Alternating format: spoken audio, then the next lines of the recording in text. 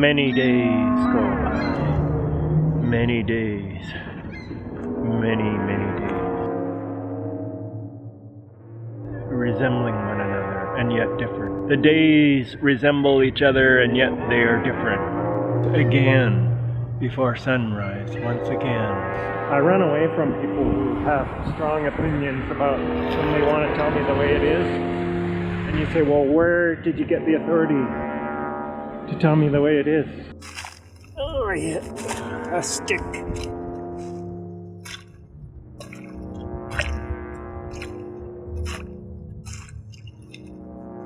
Oh, yeah.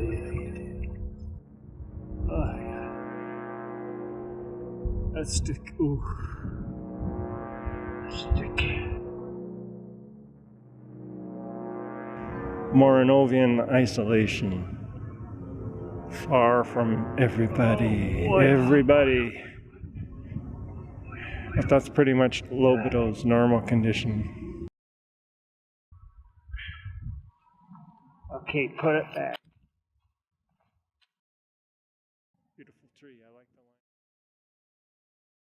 I tell myself don't grumble because then you get on people's nerves. And it's kind of a good image. An analogy would be like if you're you're in a train and the train gets stuck in a tunnel and you're all stuck inside this train. It's crowded and you're standing there waiting for them to restore service. But who knows, it could only be for 1 minute or it could be 5 minutes or 15 minutes. Who knows, it could last a little while and make everybody very uncomfortable. You're stuck in a train, it's not going anywhere. They're fixing it and they want to get the train going as quickly as they can. Say there's maybe 20 people in that coach and one person starts grumbling and moaning and groaning. That's going to create tension for everybody else in that coach. So it's better if everybody just keeps it inside and then save it for later. There's the right place for moaning and groaning. Go to a place of lamentation later.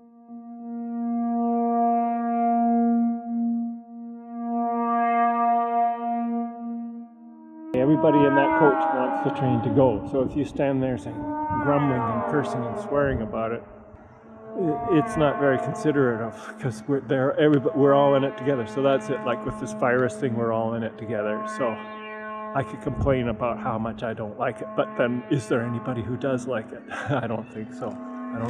So, but at the same time, we're human and we need to process the disturbing events. This is disturbing. It feels like the world is upside down. When you go out rush hour and the streets are deserted, I've never experienced that in my entire life. Later at the tabernacle, I can have my session of lamentation and moan and groan and cry and turn it into music. That's why often in music pieces there's sad songs to sort of let you process a catharsis or tragedies and everything. You turn it into art. Maintain decorum and be considerate of others and realize that you're not the only one that's so, be a good sport, and the best thing you can do, the kindest thing, is to offer words of encouragement rather than moaning and groaning. Now, I have broken this rule myself, but that is what I aspire to do. I aspire to encourage people. So with that, I wish everybody keep cool, keep your sanity, keep your wits about you, find something interesting to do, or just relax and do nothing. Do the best you can. And if you do get sick, don't judge, don't stigmatize the person who is sick. I could be sick tomorrow. Just who knows where it comes from. It could be some little minute detail, no matter for all my precautions with blue gloves and hand sanitizers and everything else, and avoiding people, keeping a physical distance, I could still get sick. And it doesn't mean I'm a bad person or irresponsible or whatever, it just happens. That's the way it is in life, so don't judge. Be supportive. I guess it's all common sense. Yeah, I don't need to say this, but it's good to tell myself this, if nothing else. I'm trying to train my own mind. I'm going home to continue my indoor isolation. I just went to buy groceries. There are groceries on the back of my bike. Really? I'm going home now. Gotta be careful you don't get wet here. This time of the street. Lohbado. Lohbado. Gray in the face. Pandemic, epidemic, disaster, Lohbado, gray in the face, pain, nausea, epidemic, disaster. Keep going. Don't give up. Do the best you can. Do the best you can. Keep going. Don't give up. Do the best you can.